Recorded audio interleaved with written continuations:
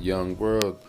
Let me just say real quick before I get into the Tamar Braxton situation, because part of what's going on right now with her situation is that they're saying she possibly tried to commit suicide due to being unhappy with her contract. You know what I'm saying? And how she's being portrayed. Like she made this show already. She don't like how it looks coming out. She don't like how they portrayed her on the trailer. You know what I'm saying? Then she has no control over that. So this is what you call selling your soul. Selling your soul doesn't actually always mean something as deep as selling your spirit and all this spiritual, deep, dark stuff. But selling your soul means on the surface. And when you're talking about the entertainment industry, selling your soul is selling your brand, because your voice when you sing songs, your movies when you do acting, your brand, whatever it is that made you a celebrity and made you who you are, will live on after you're gone. That's why they say your soul lives on, because that lives on after you're gone. And when you sign your soul over to a entity, when you sign one of these contracts, they have full control over the remains of who you are, your soul, your singing, your voice. You know what I'm saying? There's singers that died how many years ago, and we hear their songs on the radio every day. So they're living on through their music. Their soul still lives on, but who controls the soul? Do their family control their soul? Do their record label control their soul? When they died, was they happy? Was they broke? You know what I'm saying? Was they in the fight to try to get themselves out of their situation with their contract? That's how this stuff works. You know what I'm saying? So you got a person like Tamar Braxton. Now they're saying she tried to commit suicide. Is what they're saying happened last night. Her boyfriend David Adefeso found her unresponsive. They say Tamar is in stable condition but still unconscious. She's currently in the 24-hour watch at the hospital.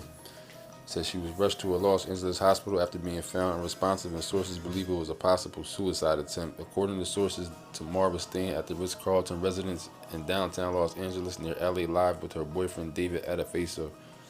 Says David found Tamar unresponsive and called 911 to report his girlfriend had been drinking and taking an unknown amount of prescription pills. Sources say he believed it was a possible suicide attempt. So for him to come out just that quick and say that right away tells me that either something suspicious happened, that he could possibly be, I'm not going to say try to throw him in under the bus or whatever, but something suspicious could have happened. Either that or she probably OD'd off taking prescription pills, because she does have it past with taking pills. Because somebody's boyfriend or even somebody close to an entertainer is not going to come out and just make a statement like that right away talking about he believes she tried to commit suicide. He wouldn't be saying that right now if that was really the case. I don't think he would say that, because a person, an entertainer, celebrity wouldn't want that kind of information going out probably. So what he would probably be trained to say or know already to say is no comment, is what he probably would say. You know what I'm saying? Or we found her unresponsive, not sure what's going on. I don't think he would come out right away and just say it was a suicide attempt unless he's trying to cover something else up, in my opinion. But it says they received, LA PD confirmed they received a call around 9:45 in regard to a 43-year-old female who had a medical emergency listed as a possible overdose.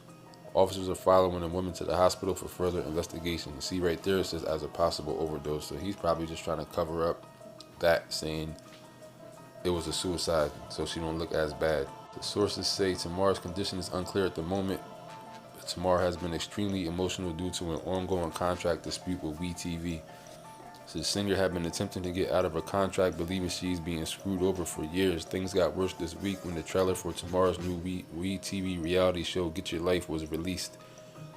It says Tamar felt blindsided by it and hated the way it portrayed her. You see what I'm saying?